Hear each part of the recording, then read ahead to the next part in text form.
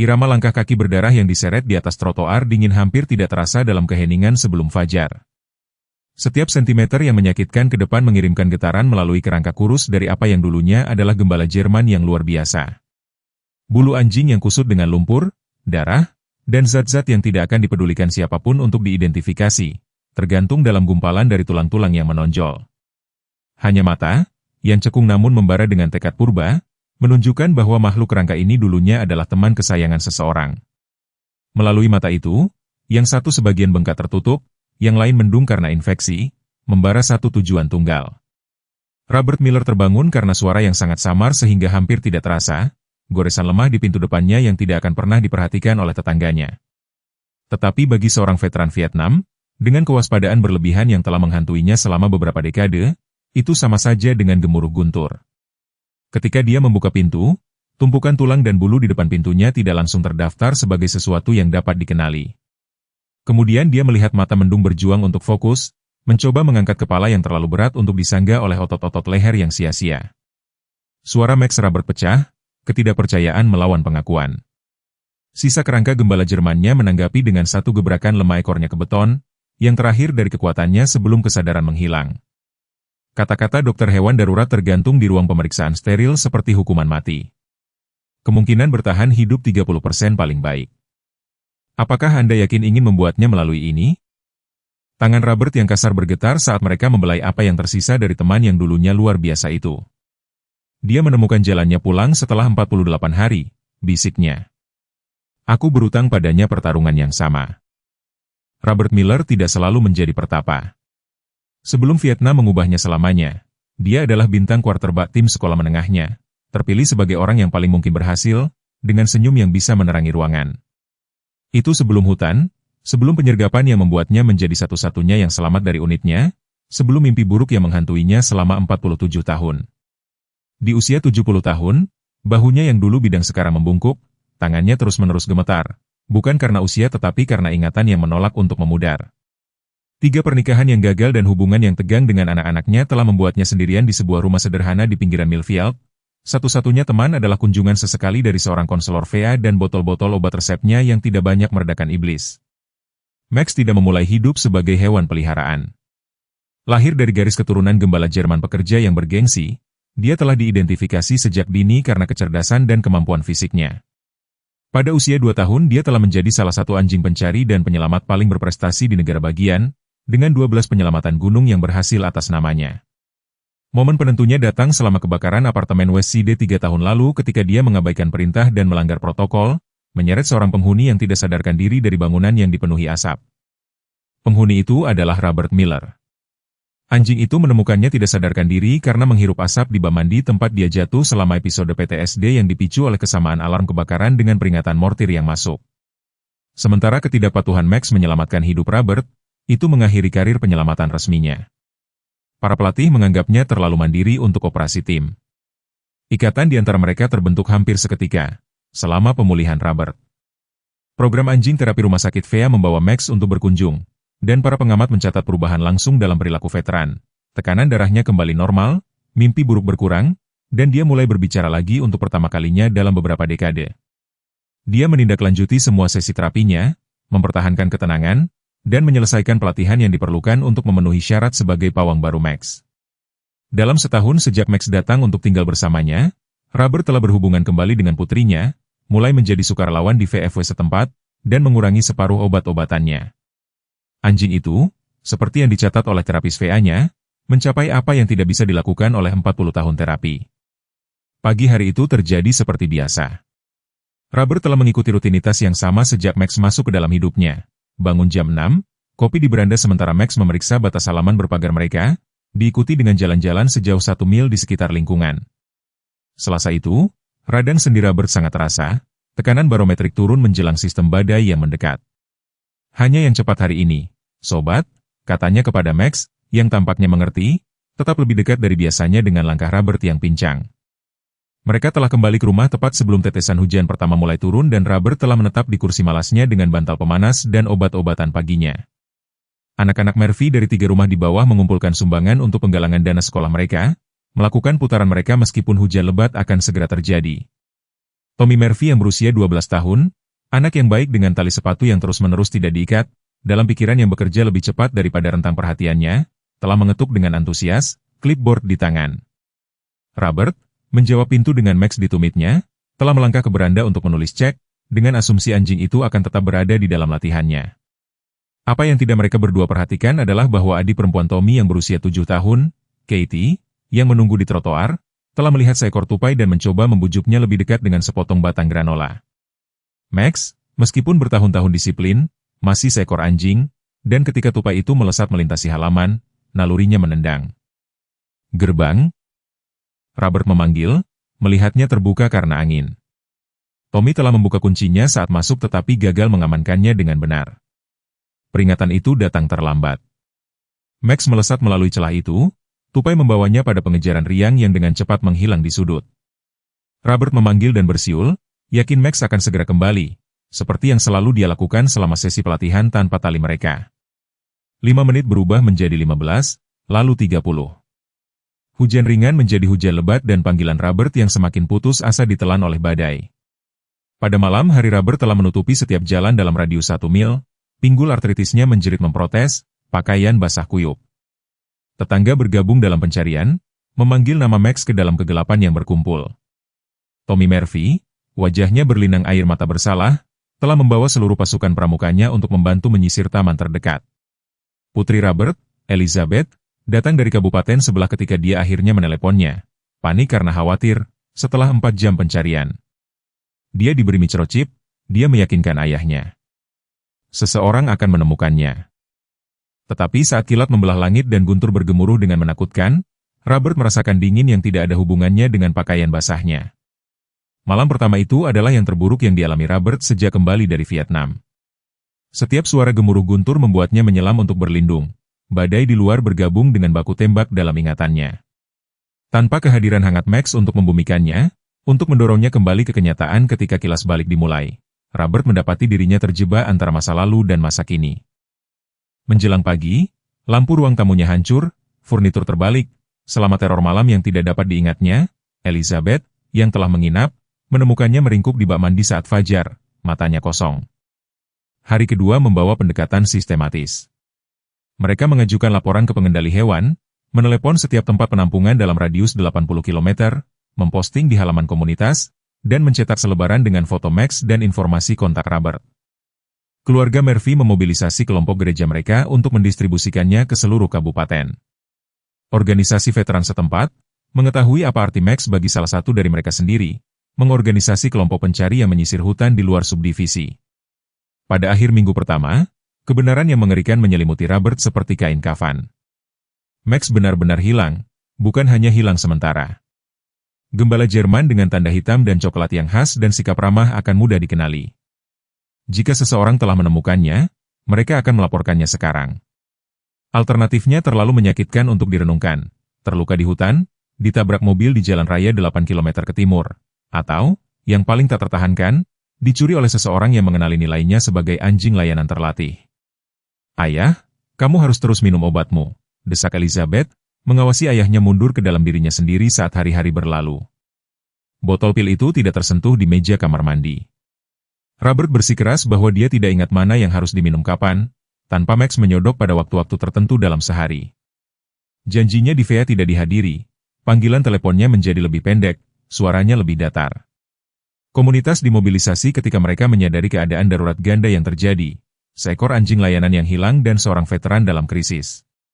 Apa yang dimulai sebagai kecelakaan sederhana, gerbang yang tidak terkunci, tupai, kelalaian sesaat, dengan cepat menjadi bencana yang mengubah hidup dengan konsekuensi yang menjalar ke seluruh komunitas. Pencarian Max berevolusi dari upaya komunitas yang mendesak menjadi maraton yang melelahkan dan mengecewakan. Pada minggu kedua Robert telah menempelkan setiap tiang telepon, papan pengumuman komunitas, dan jendela toko dalam radius 16 km dengan selebaran laminasi yang menampilkan wajah Max yang waspada dan mulia. Surat kabar lokal menerbitkan sebuah cerita tentang anjing layanan yang hilang dan veteran yang sangat membutuhkannya. Kelompok media sosial membengkak dengan warga yang prihatin yang melaporkan kemungkinan penampakan dan menawarkan dorongan.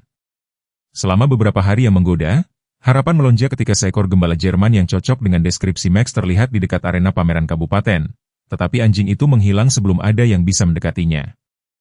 Setiap petunjuk menguap setelah penyelidikan. Kantor Serif Kabupaten menugaskan seorang deputi untuk menyusun penampakan dan berkoordinasi dengan pengendali hewan. Operator drone menyumbangkan peralatan mereka untuk mencari daerah berhutan lebat. Seorang detektif hewan peliharaan lokal, mantan penjaga hutan yang berspesialisasi dalam melacak hewan yang hilang, menghabiskan 3 hari mengikuti jejak yang akhirnya menjadi dingin di jalan raya antar negara bagian. Anjing, sepintar ini, kadang-kadang mencoba untuk membangun wilayah baru ketika mereka kehilangan arah, dia menjelaskan dengan lembut kepada Robert. Tetapi mereka juga memiliki naluri pulang yang luar biasa. Jangan menyerah. Robert mengangguk mekanis, tetapi cahaya di matanya meredup sedikit lebih banyak setiap hari yang berlalu. Saat pencarian memasuki minggu ketiganya, Elizabeth memperhatikan perubahan yang mengkhawatirkan pada ayahnya. Mimpi buruk telah kembali dengan intensitas yang mengerikan. Tetangga melaporkan mendengar teriakan dari rumahnya di dini hari. 2 kali dia tiba untuk pemeriksaan hariannya untuk menemukannya duduk di beranda menatap kosong ke jalan. Lupa berpakaian dengan benar, dia tidak ingat kapan terakhir kali dia makan. Psikiater Vea meningkatkan frekuensi janjinya, khawatir bahwa depresi Robert mencapai tingkat yang berbahaya. Dia menggunakan Max sebagai regulator emosional, dokter menjelaskan kepada Elizabeth. Tanpa dukungan itu, semua gejalanya kembali, diperkuat oleh kesedihan dan kekhawatiran. Pada hari ke-25, kelompok pencari telah berkurang hanya menjadi Elizabeth dan beberapa veteran berdedikasi dari kelompok dukungan Robert. Pembaruan halaman Facebook melambat. Kehidupan orang-orang beralih ke masalah lain. Cuaca musim gugur berubah keras, dengan hawa dingin di awal dan hujan deras yang membuat pencarian di luar ruangan menjadi sengsara dan tidak produktif. Kesehatan fisik Robert mulai memburuk seiring dengan kondisi mentalnya. Dia telah kehilangan 6 kg dari kerangkanya yang sudah ramping dan pincangnya memburuk tanpa jalan-jalan hariannya. Ketika Elizabeth membawa makanan, dia sering menemukan mereka tidak tersentuh keesokan harinya. "Aku akan makan ketika Max pulang," katanya, sebuah pernyataan iman yang terdengar semakin hampa. Robert mulai menjual barang-barangnya untuk mendanai upaya pencarian yang berkelanjutan. Pertama peralatan memancingnya yang berharga hilang, kemudian koleksi rekaman vinil vintage-nya. Dia membayar iklan surat kabar tambahan di kabupaten tetangga dan menyewa detektif hewan peliharaan kedua. Dia menghabiskan tabungannya yang sederhana untuk menawarkan hadiah yang tumbuh dari $500 menjadi $2.000. Elizabeth menyaksikan dengan kekhawatiran yang meningkat saat rumah ayahnya kosong dari segalanya kecuali barang-barang penting dan foto-foto Max. Ketika dia menemukan dia telah memasang cincin pertunangan mendiang istrinya untuk dijual, dia akhirnya menyerah. "Ayah, kamu perlu mempersiapkan dirimu untuk kemungkinan bahwa Max mungkin tidak akan kembali." Pernyataan itu menghancurkan sesuatu yang vital di antara mereka. Robert, suaranya lebih dingin daripada yang pernah dia dengar, memintanya untuk pergi. Selama 3 hari, dia tidak akan menjawab panggilan atau teksnya. Ketika dia akhirnya menggunakan kunci daruratnya untuk memasuki rumah, dia menemukannya duduk di tempat tidur anjing Max dalam kegelapan, menggenggam mainan favorit anjing itu, dikelilingi oleh peta yang ditandai dengan setiap penampakan yang dilaporkan, setiap kisi pencarian, setiap jalan buntu. "Aku tahu apa yang kalian semua pikirkan," katanya, tanpa mendongak, bahwa aku hanya orang tua gila yang tidak bisa menerima kenyataan. Tetapi Max tidak akan pernah meninggalkanku, tidak akan pernah. Persatuan komunitas hancur saat Oktober berganti November. Di Balai VFW, tempat Robert pernah menunjukkan peningkatan yang luar biasa, percakapan berbisik mengungkapkan pendapat yang berbeda.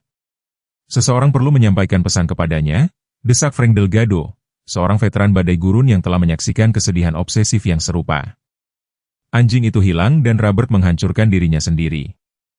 Yang lain, seperti Marianne Weller, yang anjing layanannya telah membantunya melewati penyesuaian pasca penempatan, tidak setuju dengan keras.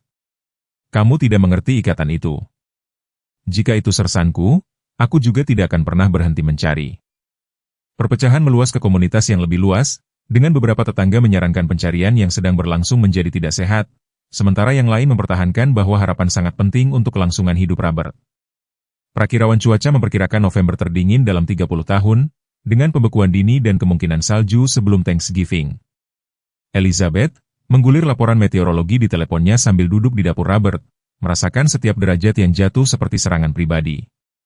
Jika Max masih di luar sana, terpapar kondisi ini, dalam keadaan domestiknya, peluangnya untuk bertahan hidup berkurang dari hari ke hari.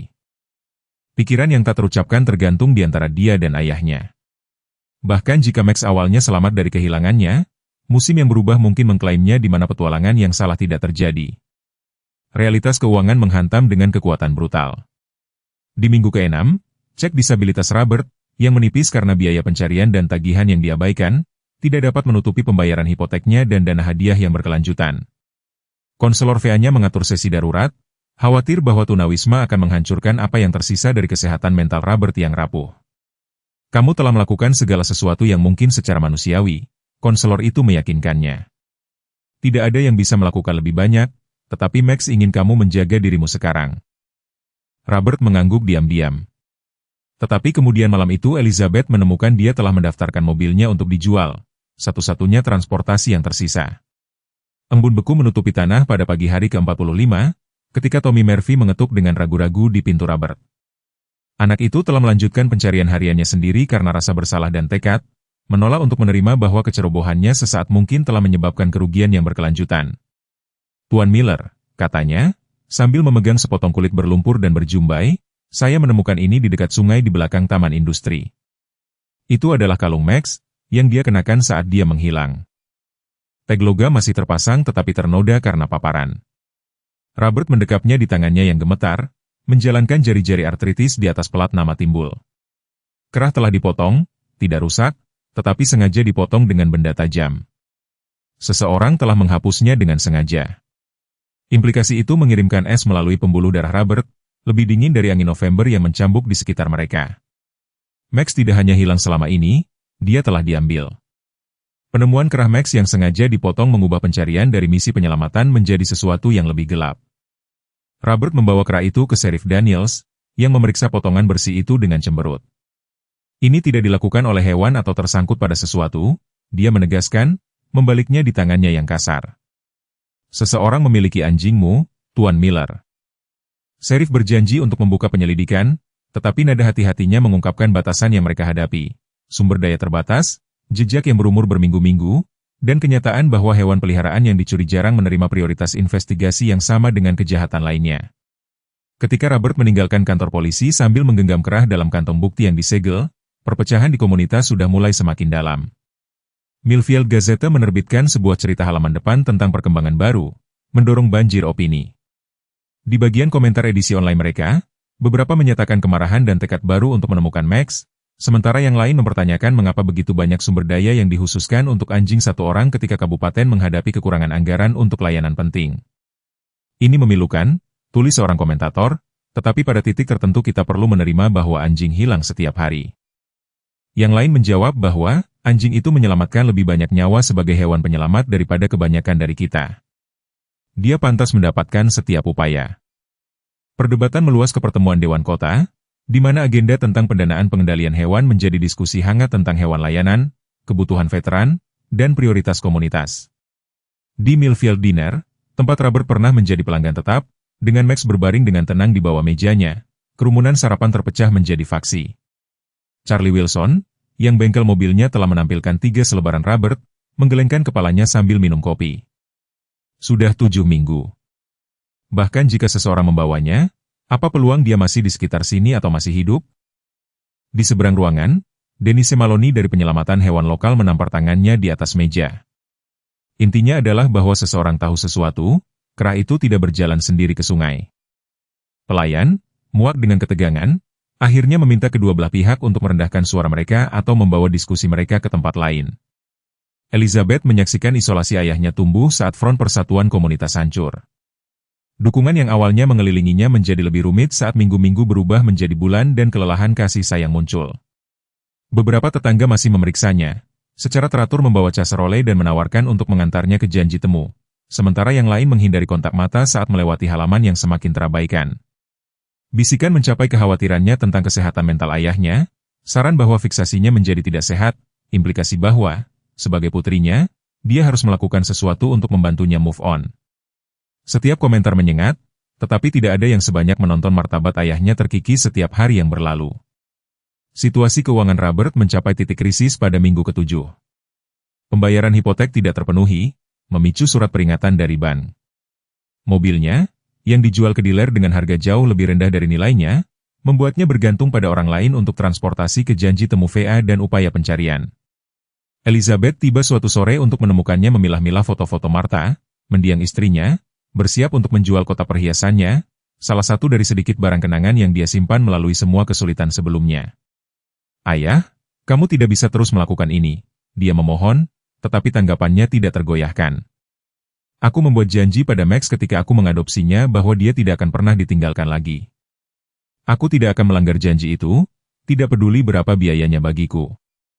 Malam itu, setelah panggilan telepon yang panas dengan suaminya tentang berapa banyak dukungan keuangan yang dapat mereka tawarkan kepada Robert, Elizabeth membuat keputusan.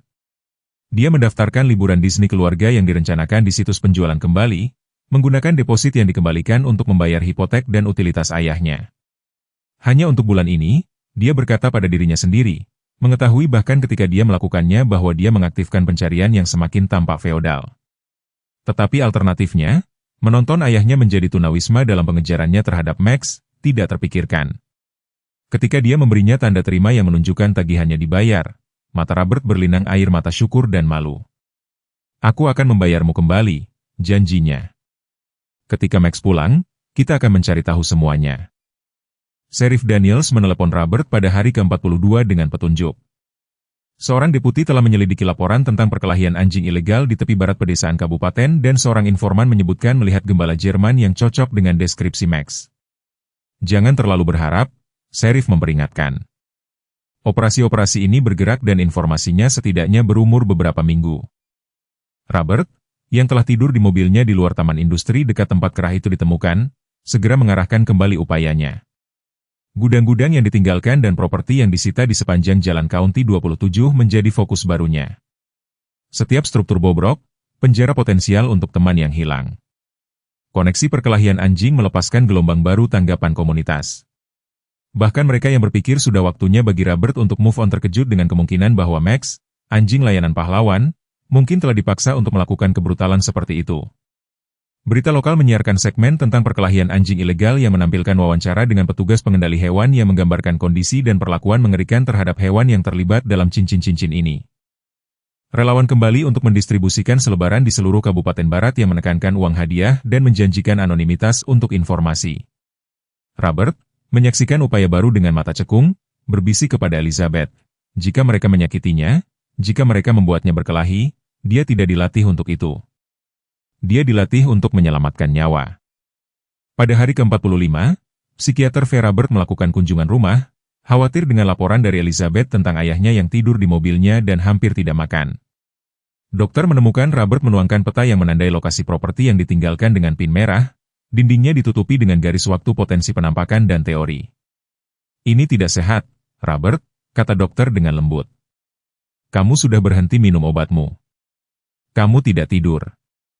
Kamu sudah kehilangan lebih dari 9 kilogram.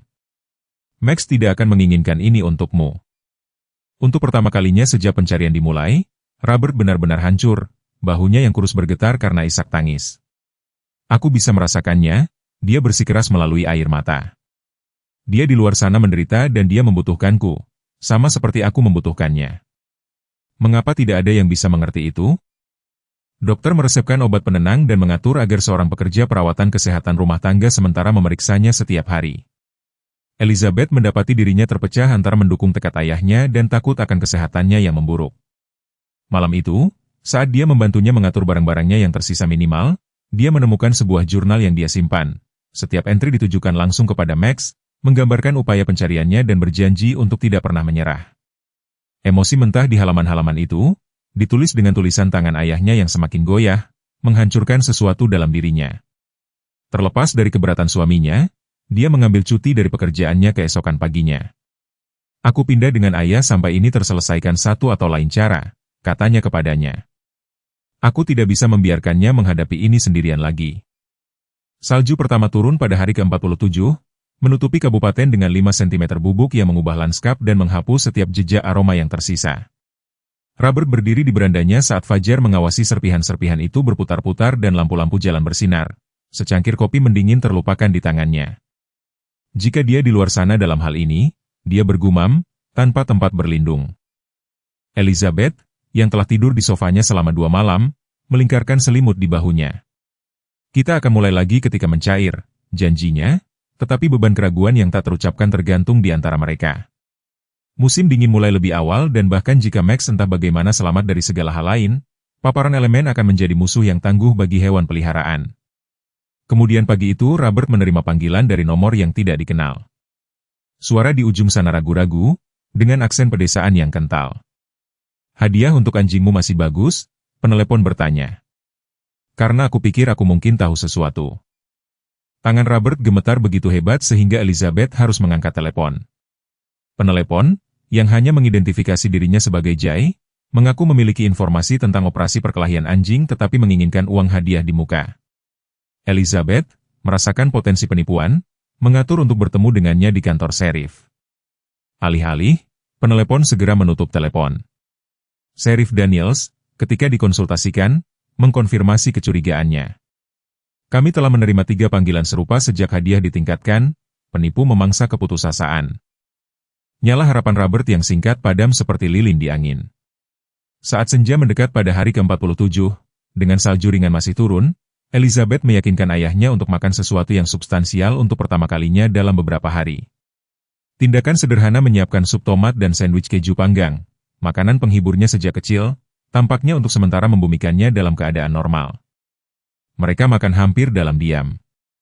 Ketidakhadiran mata Max yang selalu mengawasi dan sesekali rengekan berharap saat mencium bau keju terasa sangat menyakitkan. "Mar berumur 7 minggu, kata Robert akhirnya, menatap supnya yang setengah dimakan. "Waktu terlama kami berpisah sejak aku mendapatkannya." Elizabeth meraih tangan Robert di seberang meja untuk meremasnya, memperhatikan bintik-bintik penuaan baru yang belum pernah dilihatnya sebelumnya. Kulitnya kendur di atas tulang yang terlihat. Pencarian itu membuatnya menua di depan matanya. Malam itu, saat angin meniupkan salju ke jendela dan suhu turun di bawah titik beku, Robert akhirnya meminum obat penenang yang diresepkan dokternya. Elizabeth duduk di ruang tamu membolak-balik album foto yang dikumpulkan ayahnya tentang petualangannya dengan Max, jalur pendakian, kunjungan ke danau, momen tenang di beranda. Di setiap gambar, ikatan di antara mereka terasa nyata, mata anjing itu selalu tertuju pada Robert dengan kesetiaan yang tak salah lagi. Sekarang dia mengerti, dengan cara yang belum pernah dia pahami sebelumnya, bahwa ini bukan hanya tentang hewan peliharaan. Max telah menjadi jembatan yang menghubungkan ayahnya kembali ke dunia setelah puluhan tahun isolasi dan rasa sakit. Tanpa jembatan itu, dia menjauh dari semua orang, bahkan dirinya. Ketukan keras di pintu depan mengejutkan Elizabeth dari setengah tidur sekitar pukul 11 malam itu. Dia membukanya dan mendapati James Parker, tetangga sebelah rumah mereka, berdiri di beranda dengan salju menutupi kepalanya yang tidak tertutup. "Apakah ayahmu mengharapkan seseorang?" tanyanya, kekhawatiran terlihat jelas dalam suaranya. "Apakah seseorang mengganggu halaman belakang rumahmu?" "Aku melihat Centaur." Jantung Elizabeth berdegup kencang saat dia mengintip melewati James ke dalam kegelapan. Sebuah cahaya redup tampak di dekat gudang penyimpanan mereka. Perampok atau seseorang yang mendengar tentang Robert menjual barang-barang berharga. Dia berterima kasih pada James dan menutup pintu, memperdebatkan apakah akan menelepon serif atau membangunkan ayahnya. Sebelum dia bisa memutuskan, gagang pintu belakang bergetar. Elizabeth meraih tongkat baseball. Robert tetap di samping sofa dan memposisikan dirinya di lorong, telepon di tangan yang lain, siap untuk menelepon 911. Getaran itu berhenti, diikuti oleh suara garukan yang sangat samar sehingga dia mungkin membayangkannya.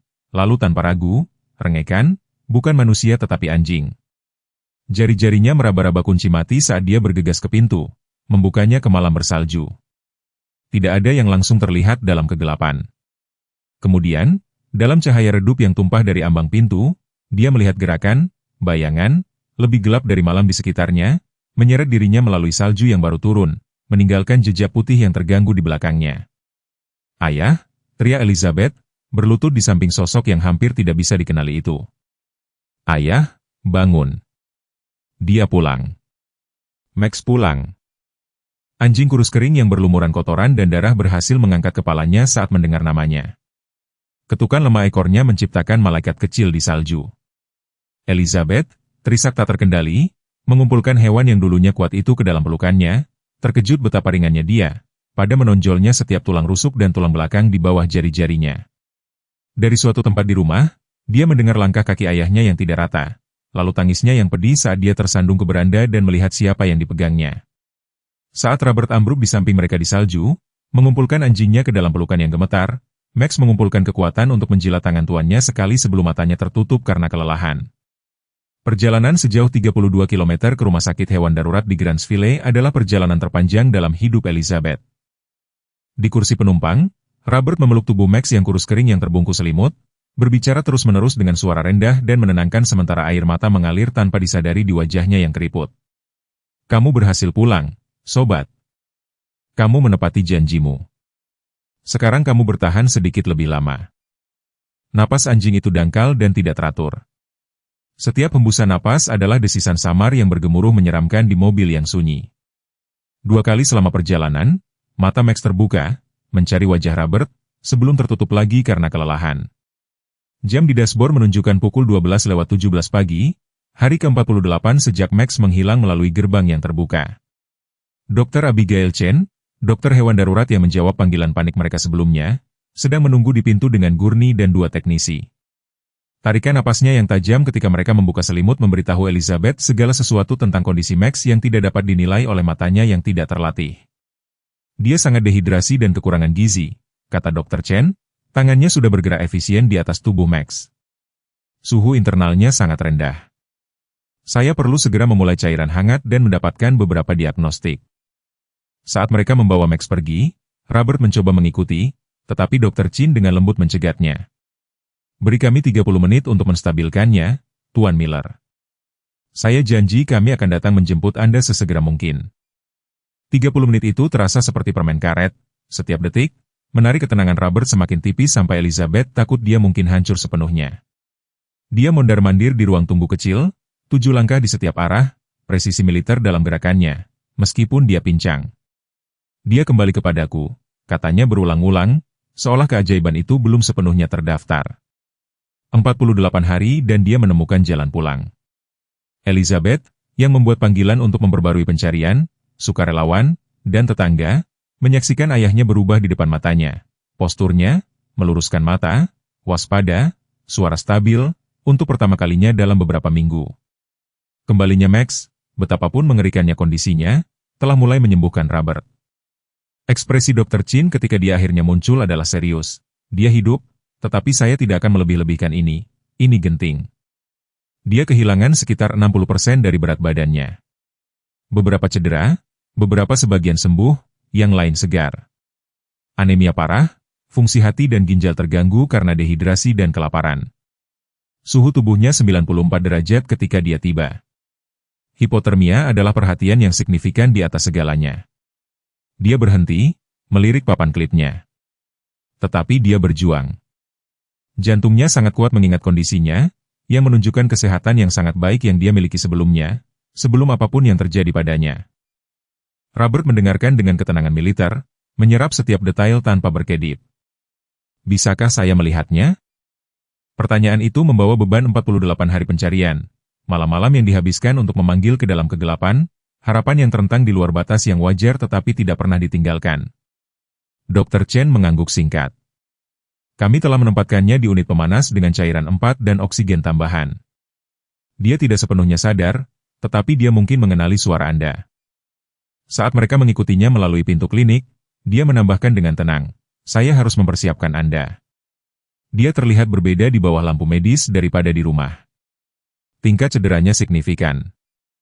Tidak ada yang bisa mempersiapkan Robert untuk pemandangan Max berbaring di meja perawatan, terhubung ke monitor dan saluran cairan, di bawah pencahayaan fluorescent yang keras. Setiap cedera tampak sangat kontras dengan tubuhnya yang kurus. Area bulu hilang, memperlihatkan kulit yang tergosok mentah atau robek. Ekornya yang dulunya gagah menekuk pada sudut yang tidak wajar dan satu telinga sebagian robek. Yang paling mengganggu adalah luka bakar melingkar yang terlihat di dada dan pinggulnya, cedera yang disengaja yang disebabkan oleh tangan manusia. Robert bergoyang sedikit, menenangkan dirinya ke dinding. Siapa yang akan melakukan ini padanya? Bisiknya. Pertanyaan itu ditujukan kepada tidak seorang pun dan semua orang. Dr. Chen mengizinkan Robert 5 menit bersama Max, mengawasi dengan hati-hati saat veteran itu membelai area kecil kepala anjingnya yang tidak dibalut atau terhubung ke peralatan. Mata Max terbuka sebentar saat disentuh Robert, ekornya berkedut sebagai pengakuan samar. Aku di sini sekarang, janji Robert, membungkuk dekat ke telinga German Shepherd itu. Kamu melakukan bagian yang sulit menemukan jalan pulang, aku akan menangani sisanya. Ketika Dr. Chin dengan lembut menunjukkan bahwa waktu mereka sudah habis, Robert mencium dahi Max.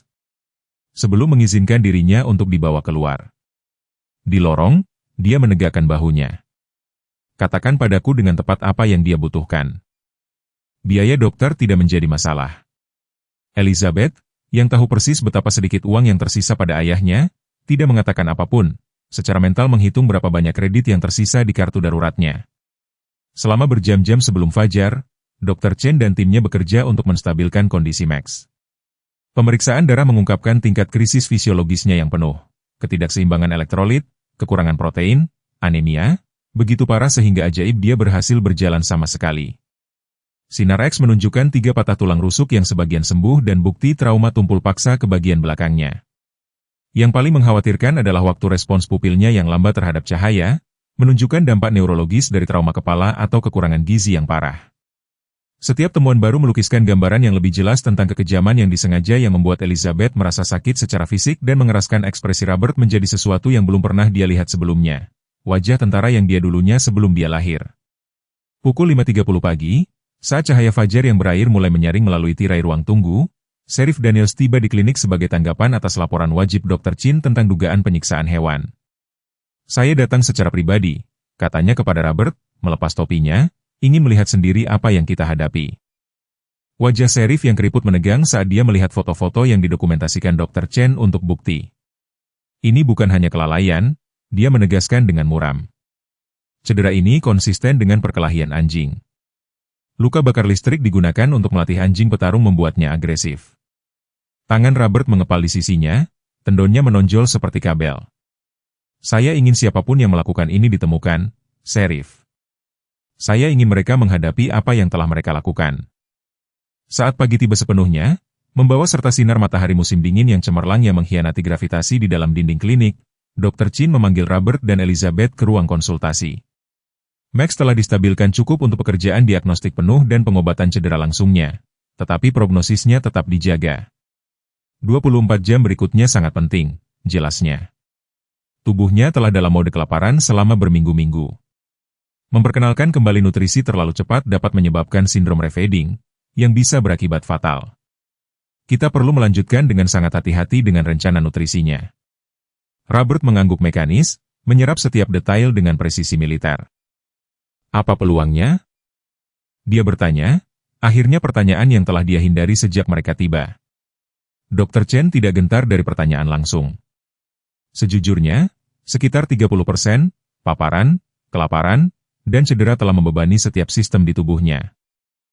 Tapi dia menambahkan, melihat ekspresi Robert hancur, dia sudah mengalahkan rintangan luar biasa untuk berhasil pulang. Itu memberitahuku bahwa dia memiliki keinginan luar biasa untuk hidup. Elizabeth meletakkan tangan yang mantap di bahu ayahnya saat Dr. Chin melanjutkan. Kami perlu menahannya di sini setidaknya selama seminggu, mungkin lebih lama, tergantung pada bagaimana dia merespons pengobatan. Anda harus pulang, istirahat. Kami akan segera menelepon Anda jika ada perubahan. Robert menggelengkan kepalanya dengan tegas. Aku tidak akan meninggalkannya. Pernyataan itu bukan permintaan atau negosiasi.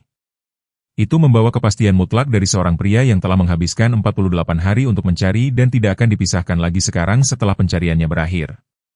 Dr. Chen mengenali kekuatan tak tergoyahkan di hadapannya dan mengangguk. Saya akan meminta staf membawa kursi malas untuk ruang ICU. Tetapi Anda juga perlu merawat diri sendiri, Tuan Miller.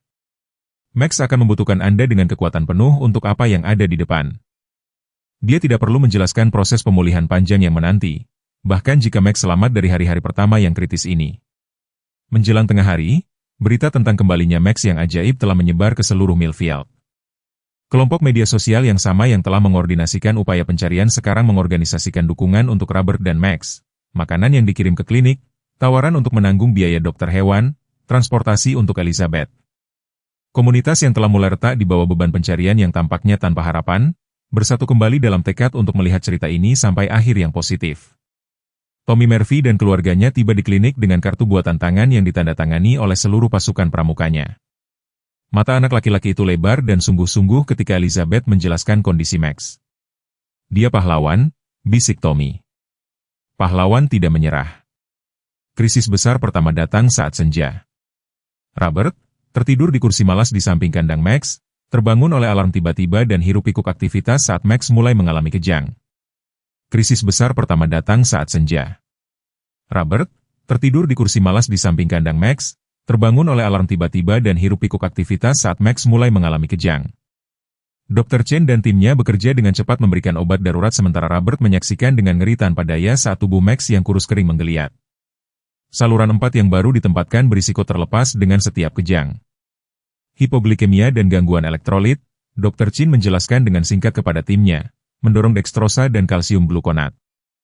Selama 15 menit yang menyiksa, mereka berjuang untuk menstabilkan tanda-tanda vital German Shepherd yang berfluktuasi liar, sementara Robert berdiri menempel di dinding, tangan mengepal begitu erat, kuku-kukunya memotong telapak tangannya.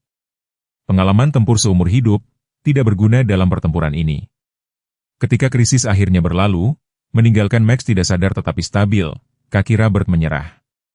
Dia meluncur turun dari dinding untuk duduk di lantai, kepala di tangannya, lapisan kekuatan retak untuk mengungkapkan pria yang kelelahan dan ketakutan di bawahnya. Dr. Chen, setelah memastikan Max stabil, berjongkok di sampingnya. Ini kemungkinan akan terjadi lagi, katanya dengan lembut. Tubuhnya sangat terkuras sehingga mempertahankan homeostasis sangat sulit. Setiap krisis membebani sistemnya lebih jauh. Dia ragu-ragu, lalu menambahkan, apa yang diwajibkan oleh etika untuk dia katakan. Anda harus mempertimbangkan apakah melanjutkan perawatan adalah yang terbaik untuknya, Tuan Miller. Ada pilihan manusiawi untuk dipertimbangkan jika penderitaannya menjadi terlalu besar. Saran itu menyulut sesuatu yang mendasar dalam diri Robert. Dia mengangkat kepalanya, mata berkobar dengan keganasan yang membuat dokter secara naluriah bersandar ke belakang. Max merangkap pulang kepadaku dengan perutnya melalui salju, dengan 60% dari berat badannya hilang dan cedera yang akan membunuh sebagian besar anjing. Dia tidak menyerah. Jangan berani-berani menyarankan agar aku menyerah padanya sekarang. Suaranya, meskipun tenang, membawa keyakinan mutlak. Dr. Chen mengangguk sekali, menerima keputusannya. Kalau begitu kita berjuang di sampingnya dengan semua yang kita miliki. Tapi aku ingin kau mengerti apa yang kita hadapi. Malam itu menjadi berjaga-jaga yang menguji batas-batas kedokteran dan iman. Tanda-tanda vital Max berfluktuasi liar saat tubuhnya berjuang untuk mendapatkan kembali keseimbangan. 2 kali lagi dia kejang. Setiap episode sedikit kurang parah tetapi membuatnya lebih lemah sebagai akibatnya. Di luar klinik, sekelompok kecil veteran dari kelompok dukungan Robert berkumpul di tempat parkir melakukan penjagaan mereka sendiri, dengan termoskopi dan tekad suram. Di dalam, Robert mempertahankan monolog berbisik yang konstan mengingatkan Max tentang momen terbaik mereka bersama, jalan-jalan mereka di tepi sungai, malam musim panas di beranda, bagaimana Max selalu tahu kapan mimpi buruk akan datang dan akan menekan berat badannya ke kaki Robert untuk membumikannya dalam kenyataan. Tak lama setelah tengah malam, krisis paling berbahaya melanda. Jantung Max mulai berdetak tidak teratur, lalu melambat secara dramatis. Alarm menjerit saat Dr. Chen bergegas ke ruangan, bradikardia berkembang menjadi asistol, seorang teknisi melaporkan dengan mendesak. Denyut nadi menurun. Robert menyaksikan dengan ngeri saat hidup Max menghilang di monitor digital, penurunan angka yang stabil yang mewakili anjing yang telah menyelamatkannya. Dalam setiap cara yang bisa diselamatkan oleh seseorang. Dr. Chen memberikan obat darurat, gerakannya tepat dan mendesak. Mulai CPR, dia mengumumkan memulai kompresi dada pada tubuh Max yang rapuh. Setiap kompresi tampaknya bagi Robert baik diperlukan maupun brutal, semakin melukai tubuh yang sudah sangat rusak. Selama 9 menit abadi, tim dokter hewan berjuang untuk memulai kembali jantung Max, sementara Robert berdiri membeku dalam animasi yang ditangguhkan, tidak dapat bernapas sendiri, saat dia menyaksikan mereka berjuang untuk hidup anjingnya. Ruangan itu dipenuhi dengan terminologi medis dan hitungan kompresi ritmis. Robert merasa dirinya berdisosiasi pikirannya, melindungi dirinya dari yang tak tertahankan dengan mundur ke perspektif terpisah yang dia kembangkan dalam pertempuran, mengamati tanpa sepenuhnya memproses detail, mengkristal dengan kejelasan tidak wajar kain biru scrub Dr. Chen, kondensasi pada tabung oksigen, pola yang tepat dari bulu Max yang tersisa di atas meja perawatan putih. Kemudian, seperti keajaiban, yang menerobos disosiasinya dan membantingnya kembali ke tubuhnya, Robert mendengar Dr. Chen mengumumkan, kita memiliki ritme, samar tetapi hadir. Monitor mengonfirmasinya, garis yang goyah mewakili hati yang menolak untuk menyerah. Anjing yang telah merangkak pulang melalui rintangan yang mustahil baru saja selamat dari kematian medis. Saat krisis berlalu dan tim menstabilkan Max sekali lagi, Robert mendapati dirinya berlutut, bukan karena kelemahan kali ini, tetapi dalam postur syukur yang belum diasumsikan sejak Vietnam, ketika dia berlutut di samping kawan-kawan yang gugur dan membuat janji kepada dewa yang kemudian dia tolak. Sekarang, doa-doa yang telah lama ditinggalkan itu kembali kepadanya tanpa diminta, sungguh-sungguh, dengan iman yang diperbarui. Fajar hari ke-49 mendapati Robert masih terjaga, berjaga-jaga di samping kandang Max. Kondisi German Shepherd telah stabil sepanjang sisa jam malam. Setiap menit berlalu tanpa krisis, memperkuat harapan rapuh bahwa dia mungkin benar-benar selamat. Dr. Chin menyelesaikan shift 24 jamnya, memeriksa tanda-tanda vital Max satu kali terakhir sebelum bersiap untuk menyerahkan perawatan kepada dokter hewan siang hari. Nilai labnya sedikit membaik, katanya kepada Robert, tidak normal dengan cara apapun, tetapi bergerak ke arah yang benar. Fakta bahwa dia telah melewati 6 jam tanpa aktivitas kejang sangat menggembirakan. Dia mempelajari wajah Robert yang lesu, mencatat getaran di tangannya. Anda juga perlu istirahat. Anda tidak dapat membantunya jika Anda pingsan. Seolah menjawab kekhawatirannya, pintu klinik terbuka untuk menerima Elizabeth, membawa pakaian segar untuk ayahnya dan tekad yang cukup dalam ekspresinya untuk menunjukkan bahwa dia tidak akan menerima jawaban tidak. Sheriff Daniel sedang menunggu untuk berbicara dengan Anda, katanya kepada ayahnya. Dia memiliki informasi tentang apa yang terjadi pada Max. Tapi pertama-tama Anda akan mandi di ruang ganti staf, Dr. Chin menawarkan. Ganti pakaian Anda dan makan sarapan yang saya bawakan untuk Anda. Robert tampak siap untuk memprotes sampai dia menambahkan dengan lembut. Max stabil saat ini, tetapi dia akan membutuhkan Anda kuat ketika dia bangun dengan benar. Lakukan ini untuknya. Sheriff Daniels menunggu dengan sabar di ruang konsultasi kecil, ekspresinya mengungkapkan bahwa informasi apapun yang dibawanya tidak akan membawa kenyamanan. Saat Robert masuk, baru berganti pakaian, tetapi bergerak dengan kekakuan seorang pria 3 dekade lebih tua, Sheriff berdiri untuk menemuinya. Kami telah mengidentifikasi di mana Max ditahan, dia mulai tanpa basa-basi, di properti yang ditinggalkan di County Road 31, bukti operasi perkelahian anjing, seperti yang kami duga, beberapa anjing ditahan di sana. Meskipun lokasi itu dibersihkan baru-baru ini, kemungkinan setelah Max melarikan diri.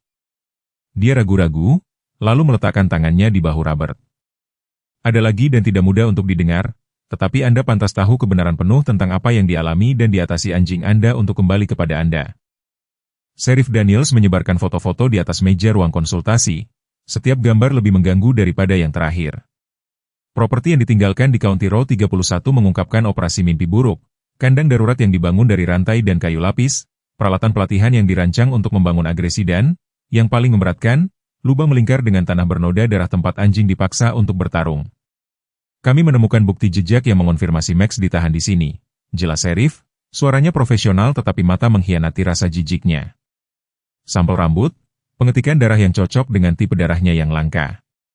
Berdasarkan bukti, kami percaya dia awalnya diambil secara oportunistik setelah tersesat, kemudian diakui sebagai stok pembiakan yang berharga karena ukuran dan temperamennya. Robert menatap gambar-gambar itu dengan tatapan 1000 yard yang hanya dilihat Elizabeth selama episode PTSD terburuknya. Tangannya tetap diam sempurna di atas meja, bukan ketenangan yang tenang, tetapi imobilitas lengkap seorang pria yang kendalinya tergantung pada seutas benang. Bekas luka yang luas di bagian belakang Max tampaknya berasal dari alat tusuk ternak listrik. Sheriff Daniels melanjutkan, praktik standar dalam operasi ini untuk memprovokasi agresi dan anjing yang jika tidak non-agresif.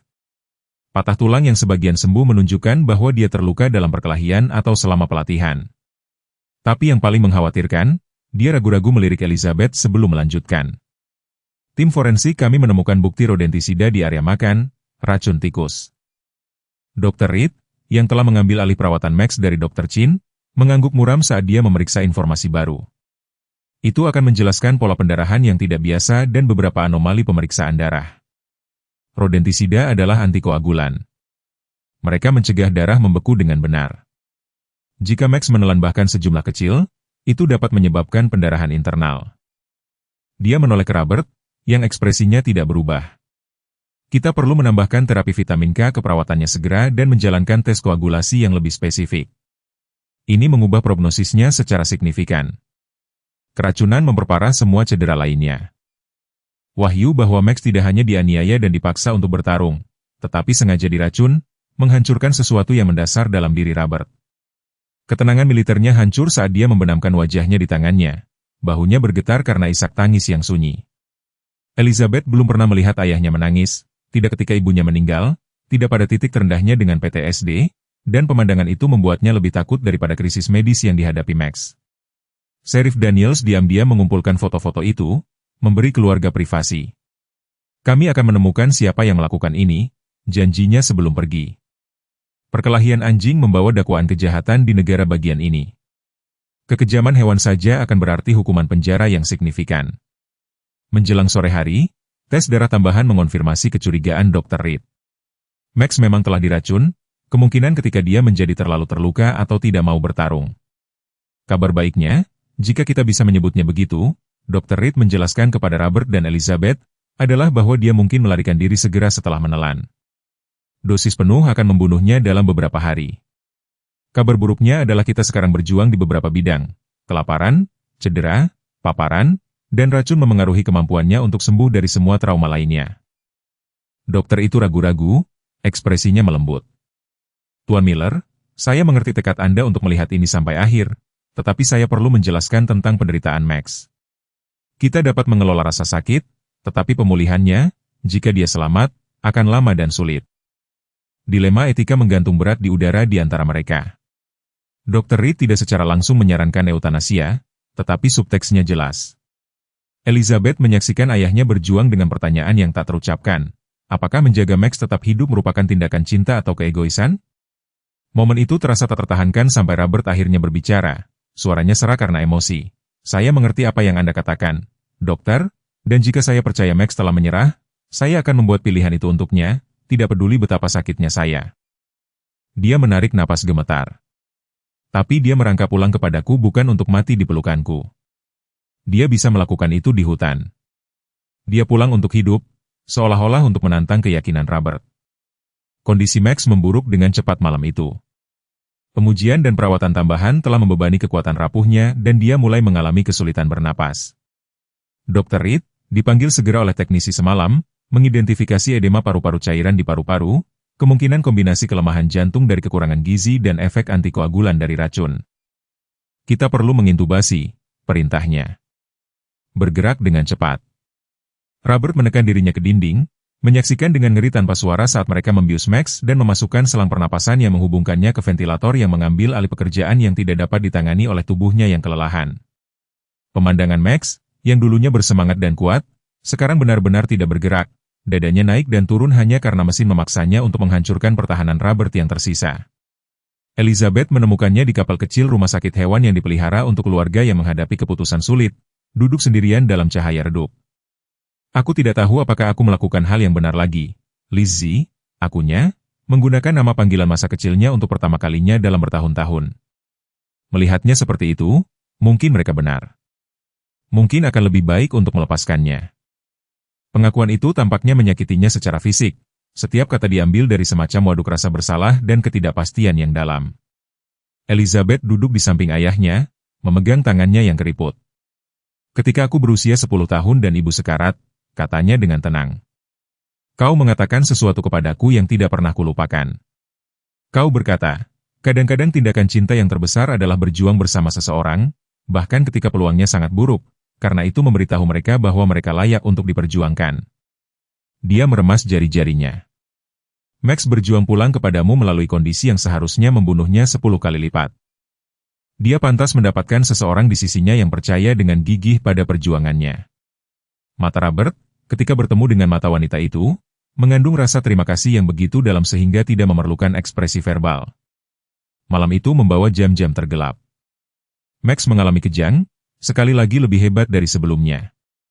Tubuhnya melawan ventilator dan obat-obatan. Dr. Reed menelepon kembali ke rumah sakit, memberikan antikonvulsan yang mengendalikan kejang tetapi membuat Max dalam keadaan tidak sadar yang lebih dalam dari sebelumnya. Otaknya menunjukkan efek dari kekurangan gizi yang berkepanjangan dan mungkin racun. Dia menjelaskan kepada Robert, kejang itu sendiri dapat menyebabkan kerusakan tambahan jika mereka terus berlanjut. Pesan yang tak terucap itu jelas, bahkan jika Max selamat, mungkin ada kerusakan neurologis yang tidak dapat diperbaiki. Robert mempertahankan penjagaannya sepanjang malam, menyeka darah yang merembes dari hidung dan gusi Max, gejala keracunan antikoagulan yang belum dikendalikan oleh perawatan vitamin K. Setiap bantalan kain kasa bernoda merah yang dia buang terasa seperti menyeka sepotong hatinya sendiri. Kenangan Max di masa jayanya, melompat-lompat di jalan setapak hutan, berenang di danau, Tidur nyenyak di kaki tempat tidur Robert selama badai petir, bermain dalam lingkaran tanpa akhir melalui pikirannya yang lelah, kontras dengan hewan yang rusak di hadapannya. Pada pagi hari kondisi Max telah stabil lagi, meskipun stabil sekarang berarti tidak secara aktif sekarat pada saat ini. Dr. Reed melakukan penilaian neurologis, menguji refleks dan respons pupil, sementara Robert menyaksikan dengan cemas. Ada beberapa bukti kompromi neurologis, akunya, tetapi kita tidak akan tahu sejauh mana sampai dia sadar. Otak bisa sangat tangguh, terutama pada anjing yang lebih muda. Pujian samar itu terasa seperti ancaman harapan yang paling tipis untuk dipegang, tetapi Robert tetap meraihnya. Max baru berusia 4 tahun, muda untuk gembala Jerman. Jika masa mudanya dapat memberinya keuntungan apapun dalam pertarungan ini, Robert akan menganggapnya sebagai berkah.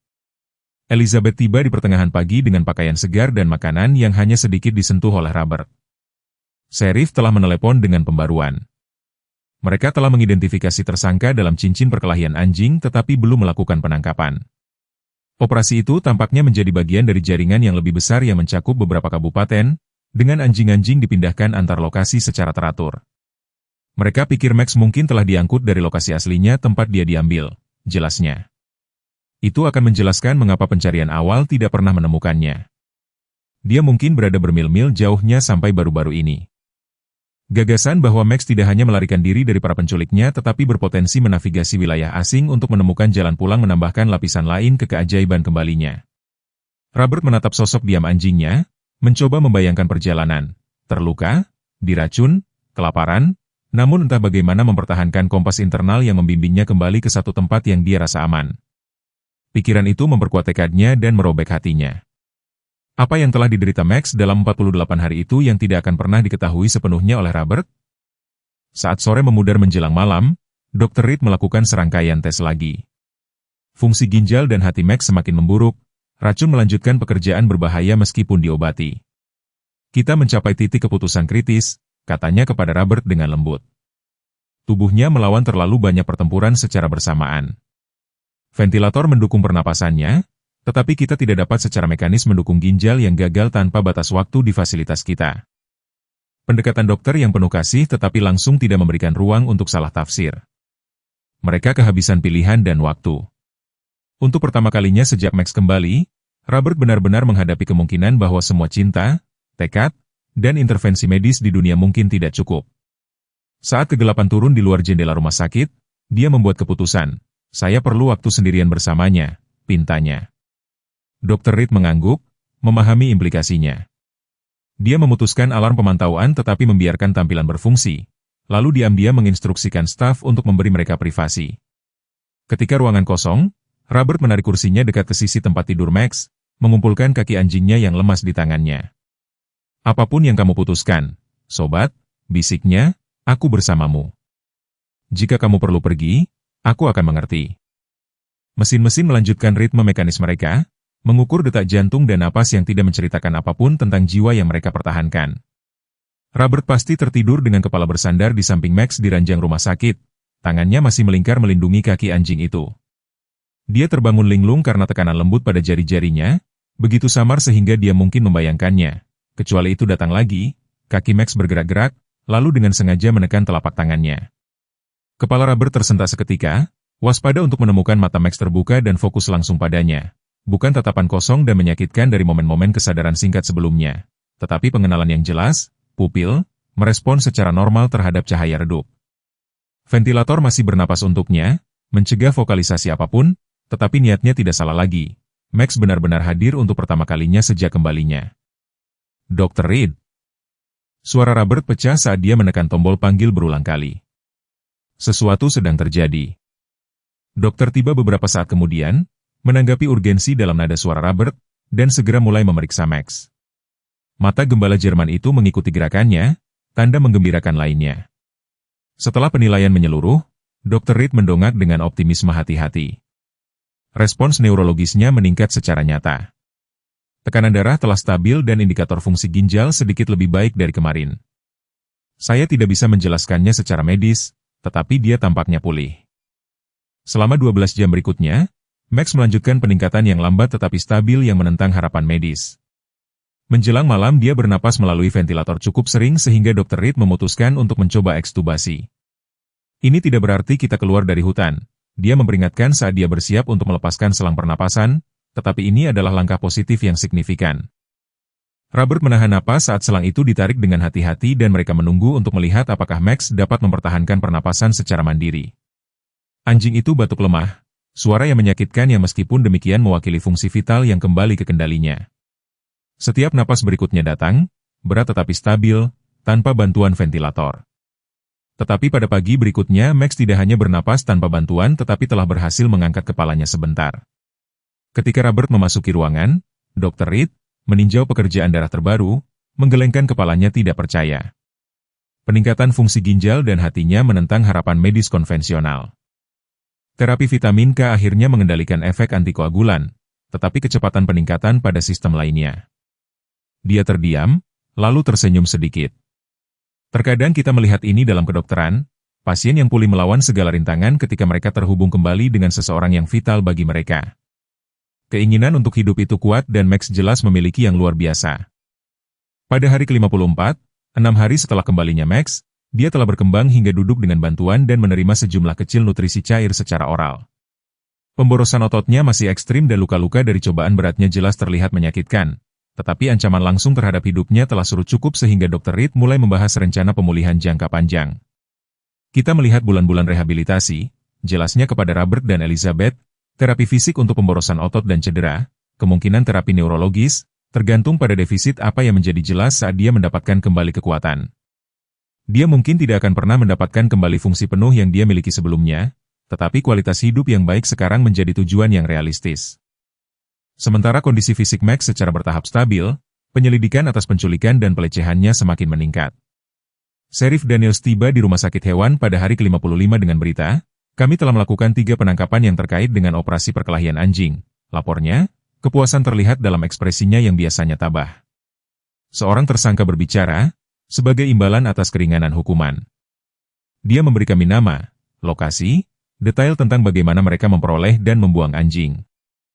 Sheriff ragu-ragu, melirik Max sebelum melanjutkan dengan suara yang lebih rendah. Yang sangat menarik adalah dia mengklaim mereka tidak pernah mengambil Max dari daerah ini.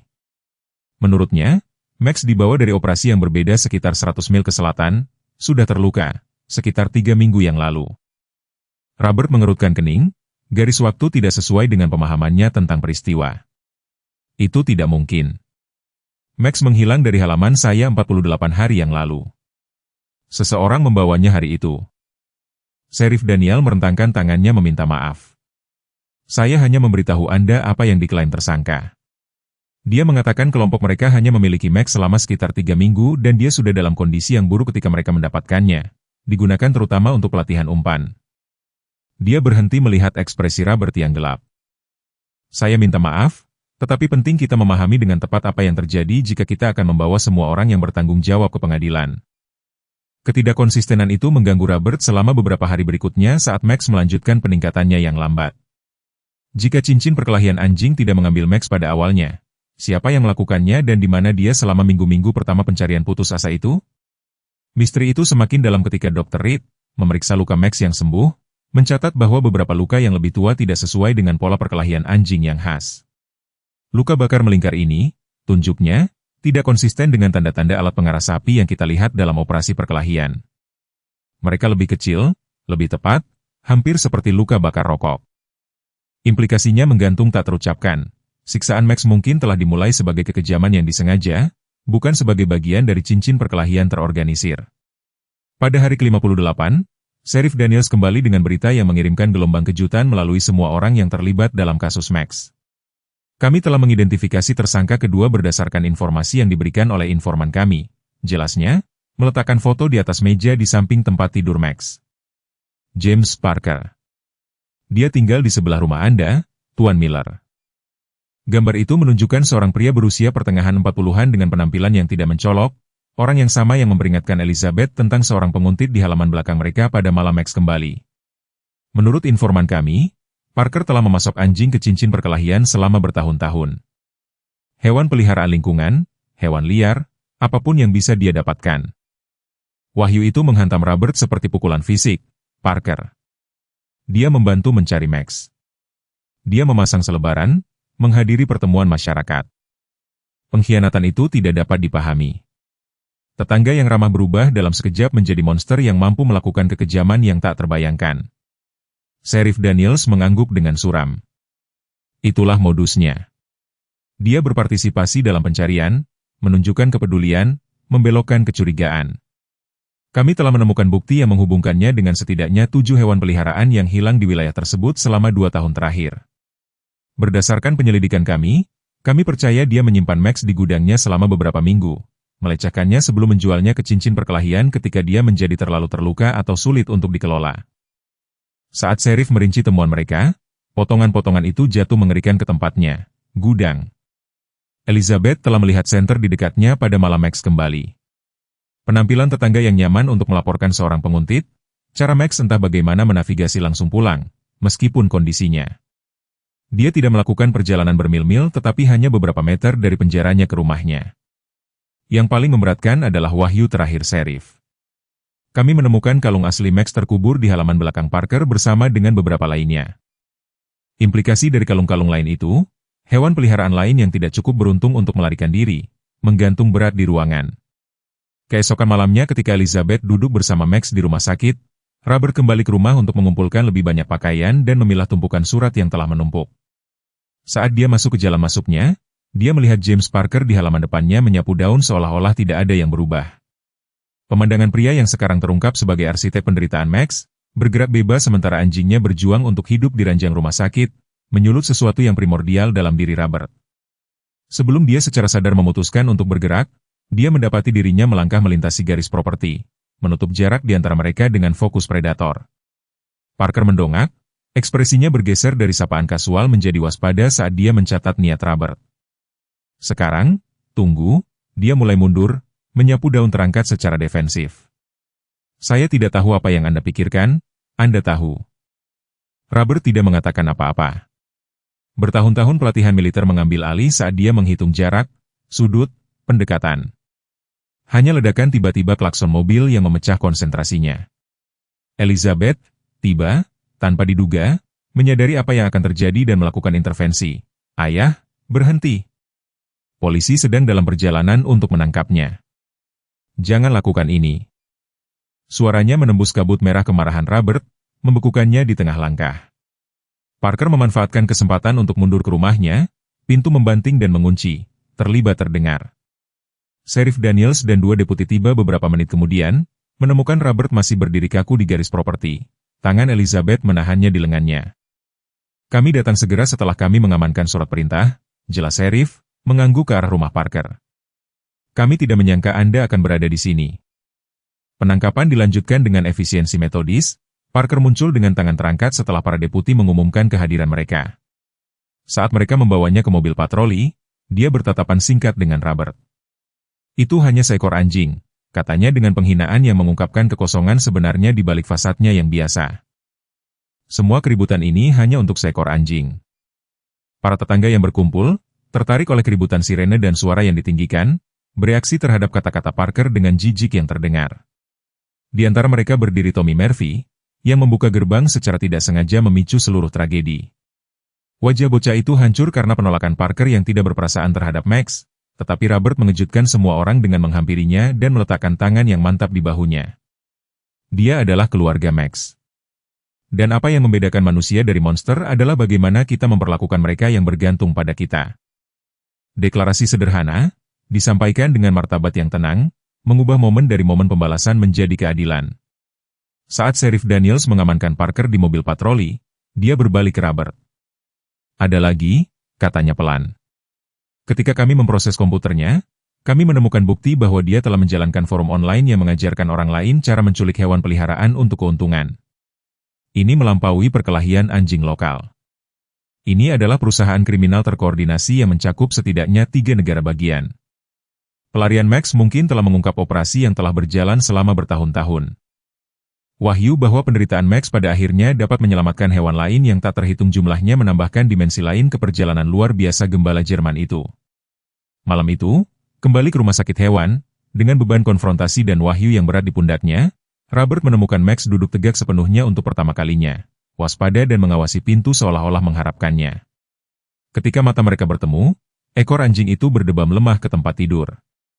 Bukan hanya respons refleks terhadap kehadiran tuannya, tetapi sapaan yang disengaja. Dr. Reed memeriksa tanda-tanda vital, tersenyum pada emosi Robert yang jelas. Dia telah mengawasi pintu itu selama berjam-jam seolah-olah dia tahu Anda akan datang. Saya akan mengatakan dia memiliki sesuatu yang penting untuk dibagikan dengan Anda. Pada saat itu, saat Max mengumpulkan kekuatan untuk menunjukkan kemajuannya, Robert memahami bahwa, sementara keadilan ditegakkan di luar tembok ini, keajaiban sejati terus terungkap di dalamnya. Musim dingin memberi jalan ke musim semi saat pemulihan Max berlanjut dengan kelambatan yang melelahkan. Setiap kemenangan kecil, pertama kali dia berdiri tanpa bantuan. Langkah pertamanya yang ragu-ragu dengan sabuk penyangga, hari dia berhasil berjalan di sepanjang koridor rehabilitasi, menjadi perayaan yang dibagikan tidak hanya oleh Robert dan Elizabeth, tetapi seluruh staf di Rumah Sakit Hewan Grantsville yang telah menyaksikan perjalanannya yang tidak mungkin dari hampir mati hingga pemulihan. Max telah kehilangan satu telinga karena kerusakan radang dingin dan bulunya yang dulunya ramping tumbuh kembali tidak merata di tempat-tempat di mana jaringan parut paling parah. Kaki kirinya akan selalu membawa pincang yang jelas dari patah tulang yang tidak sembuh dengan benar dan efek neurologis tertentu bertahan. Tremor sesekali, momen disorientasi yang mengejutkan pada gerakan tiba-tiba. Namun di matanya membara kecerdasan dan pengabdian yang sama yang telah membimbingnya pulang. Setelah 9 minggu dirawat di rumah sakit secara intensif, Dr. Reed akhirnya menyatakan Max cukup stabil untuk perawatan rawat jalan. Dia akan membutuhkan terapi fisik harian, nutrisi khusus, dan pengobatan untuk beberapa waktu mendatang. Jelasnya saat dia menyelesaikan surat-surat pemulangan. Tetapi dia telah mengalahkan rintangan yang mustahil. Sisanya adalah membangun kembali. Robert, yang telah menghabiskan hampir setiap hari di rumah sakit meskipun Elizabeth memohon untuk beristirahat, mendengarkan dengan perhatian militer instruksi perawatan yang terperinci. Penampilannya sendiri telah berubah selama pemulihan Max. Dia telah mendapatkan kembali berat badan yang hilang, melanjutkan regimen pengobatannya dan kekosongan menghantui telah meninggalkan matanya digantikan oleh tekad yang bertujuan. Saat mereka bersiap untuk pergi, Dr. Reed menyerahkan Robert sebuah amplop yang tak terduga. Dewan Rumah Sakit dengan suara bulat memilih, tagihan Max yang tersisa telah ditanggung oleh Yayasan Amal Kami. Protes Robert mati tak terucapkan ketika dokter menambahkan dengan tenang, "Ini bukan amal, Tuan Miller. Kasus Max telah mengubah protokol kami untuk merawat hewan yang terluka parah. Apa yang kami pelajari, menyelamatkannya, akan membantu hewan peliharaan lain yang tak terhitung jumlahnya, jika ada kami berutang budi kepada Anda." Sentimen itu digaungkan di seluruh Millfield, di mana kisah Max telah melampaui minat lokal untuk menarik perhatian nasional. Perjuangan gembala Jerman untuk bertahan hidup dan terungkapnya perkelahian anjing antar negara bagian dan cincin pencurian hewan peliharaan yang diakibatkan oleh pelariannya telah mendorong tindakan legislatif. Sebuah undang-undang yang memperkuat hukuman untuk kekejaman terhadap hewan dan mengalokasikan sumber daya tambahan untuk memerangi perkelahian hewan terorganisir sedang bergerak melalui legislatif negara bagian. Secara informal disebut Undang-Undang Max oleh para sponsornya. Kepulangan itu terasa seperti kelahiran kembali bagi anjing dan tuannya. Robert telah menghabiskan berminggu-minggu mempersiapkan rumah, memasang jalan landai di atas tangga, menciptakan area tidur khusus di ruang tamu sehingga Max tidak perlu menaiki tangga, mengamankan halaman dengan pagar tambahan dan sistem gerbang ganda yang membutuhkan 2 kai terpisah untuk dibuka. Masyarakat telah berkontribusi, dengan kontraktor lokal menyumbangkan bahan dan tenaga kerja, toko perangkat keras menyediakan kamera keamanan, dan tetangga menetapkan jadwal rotasi untuk memeriksa properti setiap kali Robert perlu pergi untuk janji temu. Pesannya jelas, kali ini Max akan dilindungi bukan hanya oleh pemiliknya tetapi seluruh kota yang mengakui semangatnya yang luar biasa. Langkah pertama Max ke rumah tempat dia merangkak kembali 3 bulan sebelumnya ragu-ragu. Otot-ototnya yang melemah masih membangun kekuatan. Dia bergerak perlahan dari kamar ke kamar, hidungnya bekerja terus-menerus, membiasakan diri dengan indera yang familiar dan menyelidiki perubahan. Ketika dia mencapai pintu belakang, pintu yang sama yang dia garuk pada malam bersalju itu, dia berhenti, otot-ototnya menegang. Robert berlutut di sampingnya, satu tangan dengan lembut bertumpu pada bahu anjing yang kurus itu. Tidak apa-apa, sobat, bagian itu sudah selesai. Setelah beberapa saat, Max bersandar di sisi Robert. Sebuah keputusan dibuat, ini adalah rumah, dan rumah berarti aman. Proses rehabilitasi fisik menuntut komitmen dari keduanya. Sesi latihan 2 kali sehari untuk membangun kembali otot yang atrofi, terapi air di kolam anjing khusus di pusat rehabilitasi, pengulangan gerakan dasar yang tak terhitung jumlahnya yang dulunya mudah bagi gembala Jerman yang kuat. Melalui semua itu, Robert tetap menjadi teman dan pemandu sorak Max yang konstan, Merayakan peningkatan bertahap yang mungkin tampak tidak signifikan bagi pengamat luar tetapi mewakili kemenangan besar bagi mereka yang memahami perjalanan itu. Untuk bagiannya, Max mendekati setiap tantangan dengan tekad yang sama yang telah membawanya pulang, mendorong melalui rasa sakit dan frustrasi dengan fokus yang membuat kagum terapisnya.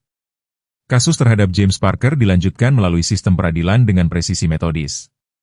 Koneksinya ke jaringan kriminal yang lebih besar telah meningkatkan penuntutan ke tingkat federal, dengan berbagai tuduhan yang mencakup kekejaman terhadap hewan, kegiatan kriminal terorganisir, dan penipuan. Robert menghadiri setiap sidang, duduk diam di ruang sidang saat bukti pelecehan sistematis Parker terhadap hewan disajikan secara rinci secara klinis. Elizabeth khawatir tentang dampak paparan terhadap penyiksa anjingnya ini, tetapi Robert bersikeras untuk bersaksi. Max tidak bisa menceritakan kisahnya sendiri, jelasnya. Setidaknya aku bisa mendengarnya untuknya. Ketika Parker akhirnya menerima kesepakatan pembelaan untuk menghindari persidangan, hukuman 15 tahun memberikan ukuran keadilan, meskipun tidak ada yang benar-benar dapat mengkompensasi penderitaan yang telah dia sebabkan. Saat pemulihan fisik Max meningkat, akibat emosional dan psikologis dari cobaan beratnya menjadi lebih jelas. Badai petir yang dulunya hanya mendorongnya untuk mencari sisi Robert sekarang mengirimnya ke persembunyian panik. Pengunjung pria dengan karakteristik fisik yang mirip dengan Parker memicu gonggongan dan gemetar defensif. Bahkan barang-barang rumah tangga biasa, garu yang mirip dengan yang telah dihunus Parker, aroma produk pembersih tertentu yang digunakan di gudangnya dapat memicu respons kecemasan. Anjing layanan yang percaya diri yang dulunya menavigasi ruang publik yang ramai dengan mudah, sekarang mendekati setiap situasi baru dengan kewaspadaan yang hati-hati, hipervigilance untuk ancaman yang ada terutama dalam ingatan. Paralel dengan PTSD Robert sendiri tidak luput dari perhatian. Psikiater VA yang telah merawat Robert selama bertahun-tahun mengamati pemulihan bersama mereka dengan minat profesional dan investasi pribadi. Anda saling menyembuhkan, katanya selama sesi bersama di mana Max hadir sebagai hewan layanan dan pasien. Masing-masing dari Anda memahami pemicu dan respons yang lain dengan cara yang tidak bisa dilakukan orang lain. Pemahaman bersama ini terwujud dalam cara yang halus. Robert secara naluriah menyadari ketika Max membutuhkan ruang atau jaminan, Max memposisikan dirinya untuk memberikan tekanan membumikan ketika kecemasan Robert melonjak, masing-masing selaras dengan ritme kesusahan dan pemulihan yang lain dengan kepekaan yang mendalam. 6 bulan setelah kembalinya Max, Elizabeth menyelenggarakan pertemuan komunitas di aula VFW setempat untuk merayakan pemulihannya dan berterima kasih kepada semua orang yang telah berkontribusi pada perawatannya. Acara tersebut berubah dari upacara penghargaan kecil menjadi sesuatu yang mendekati festival kota. Dengan lebih dari 200 orang hadir, bisnis lokal menyumbangkan makanan dan perlengkapan, dan wali kota memberikan kunci seremonial ke kota kepada penduduk Millfield yang paling bertekad. Max, masih kurus tetapi sekarang dapat berjalan tanpa bantuan, menavigasi kerumunan dengan Robert di dekatnya, menerima hewan peliharaan lembut dari anak-anak dan orang dewasa dengan kesabaran yang bermartabat. Yang paling mengharukan adalah kedatangan tak terduga seorang wanita muda dengan anjing layanannya sendiri, Labrador coklat yang mengenakan rompi khas hewan pendukung PTSD. Dia mendekati Robert dengan kegugupan yang terlihat, anjing itu mempertahankan posisi yang sempurna di sisinya. Saya Jessica Winters. Saya ditempatkan di Afghanistan, dia memperkenalkan dirinya. Ketika saya pulang tahun lalu saya tidak bisa berfungsi, tidak akan meninggalkan apartemen saya, tidak bisa tidur, hubungan berantakan. Dia menunjuk ke anjingnya. Kemudian saya mendapatkan Cooper melalui program via baru yang mereka dirikan setelah mendengar tentang Anda dan Max, cerita Anda. Itu membuat orang mengerti apa arti anjing-anjing ini bagi kami, bahwa mereka bukan hewan peliharaan, mereka adalah jalur kehidupan. Jessica bukan satu-satunya veteran yang hidupnya telah disentuh oleh kisah Max.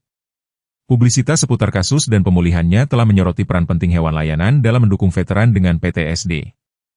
Donasi untuk organisasi yang menyediakan anjing terlatih untuk mantan personel militer telah meningkat secara dramatis dan VA telah memperluas program percontohannya menjadi layanan permanen yang menawarkan dukungan komprehensif untuk tim anjing handler. Robert, yang awalnya tidak nyaman dengan perhatian itu, menyadari bahwa penderitaan Max telah menciptakan ria perubahan positif yang meluas jauh melampaui komunitas kecil mereka. Saat musim panas mendekat, Robert dan Max membangun rutinitas baru yang mengakomodasi perubahan keadaan mereka sambil menghormati ikatan abadi mereka. Jalan pagi mereka dilanjutkan, lebih pendek dan lebih lambat dari sebelumnya, tetapi tidak kalah bermakna. Max tidak akan pernah lagi memiliki kemampuan fisik untuk melayani sebagai anjing layanan PTSD resmi dengan akses publik, tetapi pemahamannya yang intuitif tentang kebutuhan Robert tetap luar biasa. Untuk bagiannya, Robert telah mengembangkan keterampilan baru sebagai pengasuh Max, mempelajari teknik pijat terapeutik untuk meredakan nyeri sendi anjingnya dan menjadi ahli dalam mengenali tanda-tanda ketidaknyamanan atau kesusahan yang halus. Mereka, seperti yang diamati Elizabeth, adalah dua tentara tua yang saling menjaga. Pada peringatan hilangnya Max, Robert duduk di beranda dengan anjingnya di sampingnya, menyaksikan matahari terbenam melukis cakrawala dengan nuansa kuning dan keemasan. Kepala Max bersandar di lututnya, abu-abu, sekarang menutupi moncongnya yang tampak menua sebelum waktunya karena cobaan yang dialaminya. Anjing gembala Jerman itu tidak akan pernah menjadi anjing yang sama seperti sebelumnya. Terlalu banyak yang diambil darinya secara fisik dan emosional. Namun dalam hal-hal penting yang paling berarti, ia tetap tidak berubah. Kesetiaannya, keberaniannya, kemampuannya untuk terhubung. Terlepas dari trauma, Robert membelai kepala Max yang penuh luka dengan lembut, merasakan ritme napas Max yang stabil di kakinya. Kita berhasil, kawan, bisiknya saat kegelapan menyelimuti mereka. Ekor Max berdebam sekali di papan beranda sebagai tanda setuju, percakapan sederhana antara dua orang yang selamat yang telah menemukan kekuatan untuk bertahan, pulih, dan pada akhirnya berkembang dalam diri satu sama lain. Di dalam rumah, foto-foto mencatat perjalanan mereka, Max dalam masa jayanya sebagai anjing pencari dan penyelamat, Robert menerima sertifikasi anjing pelayannya, mereka berdua di tepi danau sebelum cobaan, dan gambar-gambar yang lebih baru menunjukkan penyembuhan bertahap mereka. Edisi terbaru berdiri di bingkai di atas perapian. Max dengan sekelompok veteran dan anjing pelayan mereka, telinganya yang penuh bekas luka yang khas dan cara jalannya yang pincang, tidak mengurangi martabat beruangnya. Di bawahnya, sebuah prasasti sederhana menangkap esensi dari ikatan luar biasa mereka. Perjalanan pulang tidak pernah terlalu jauh. Ketika cinta menerangi jalan di senja kehidupan kita memahami apa yang benar-benar penting. Seperti Max, kita telah melewati badai yang membengkokkan tetapi tidak dapat menghancurkan kita. Kita telah mengetahui rasa sakit yang tampaknya tak tertahankan, menghadapi rintangan yang tampak mustahil. Mungkin, seperti Robert, kita telah berdiri di ambang menyerah, yakin bahwa harapan telah meninggalkan kita. Tetapi bukankah itu kebenaran paling mendalam dari kehidupan yang dijalani sepenuhnya? Bahwa cinta menciptakan tali tak terlihat yang membimbing kita pulang bahkan ketika kita tersesat? Bahwa tujuan dapat menarik kita melewati malam-malam tergelap kita? Bahwa luka yang kita bawa, terlihat dan tersembunyi, menceritakan bukan tentang kelemahan kita tetapi tentang kekuatan luar biasa kita. Kamu telah melawan pertempuran yang tidak dapat dilihat orang lain. Kamu telah merangkak di perutmu ketika kamu tidak bisa berjalan. Kamu telah pulang berkali-kali karena sesuatu yang layak diperjuangkan menantimu di sana. Ingat, Max dan Robert, ketika malam tampak terlalu gelap, ketika perjalanan tampak terlalu sulit, ingatlah bahwa terkadang keberanian terbesar adalah hanya terus maju, satu langkah yang menyakitkan pada satu waktu, menuju cahaya yang tetap dinyalakan seseorang untukmu. Saya harap Anda menikmati cerita hari ini. Berlangganan ke saluran ini agar Anda tidak melewatkan lebih banyak cerita seperti ini. Tinggalkan suka dan komentar di bawah apa pendapat Anda tentang cerita itu.